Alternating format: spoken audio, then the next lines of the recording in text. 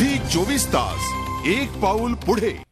शांततेचा संगीतपूर्ण संदेश द्यायला आदेश श्रीवास्तवनं आणलेला आहे नवा album global sounds of peace. म्हणजे अनेक दिग्गज गायकांनी यात गाणी गायलेली आहेतच, पण अमिताभ बच्चन यांनीही एक बंदिश यात गायलेली आहे। पाहूयात याविषयीचा खास रिपोर्ट।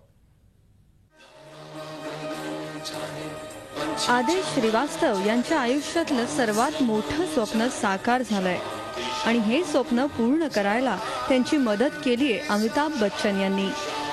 जगभरात शांततेचा संदेश देण्यासाठी ग्लोबल साउंड्स ऑफ पीस या अल्बमची निर्मिती करण्यात आली आहे। या अल्बमची खास बात म्हणजे स्वतः अमिताभ बच्चन यांनी यात आपला आवाज दिलाय।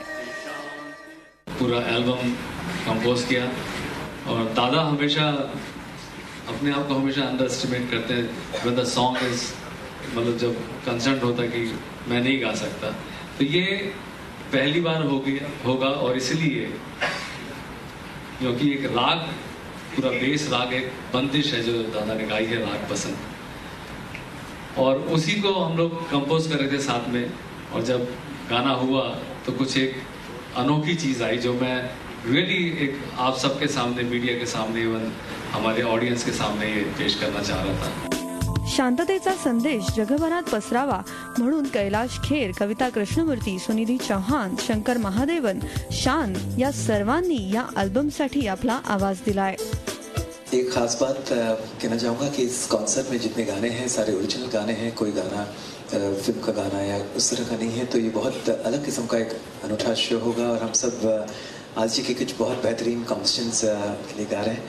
लेकिन फिलहाल मेरे लिए ये सबसे या अल्बमसाठी अमिताभ यांनी आपला आवाज दिलाय खरा, मात्र स्वतःच्या गायकीबद्दल त्यांना काय वाटतं ते त्यांच्याकडूनच जाणून घेऊया।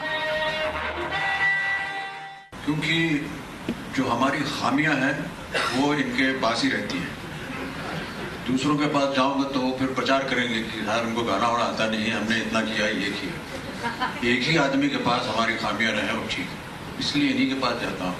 दूसरी बात, ये हमारे घर के सामने रहते हैं, तो रात बेरात हम कभी भी चले जाते हैं इनके वहाँ, बैठ करके ऐसे गाना वाना सुरताल मिलाते रहते हैं। सध्याच्या दहशतवादाच्या पार्श्वभूमीवर जगभरात शांततेचा संदेश देणाऱ्या आदेश श्रीवास्तव यांच्या या नव्या अल्बमला खूप खूप शुभेच्छा। झी 24 तास साठी जयंती वागधरे, मुंबई। झी 24 तास एक पाऊल पुढे।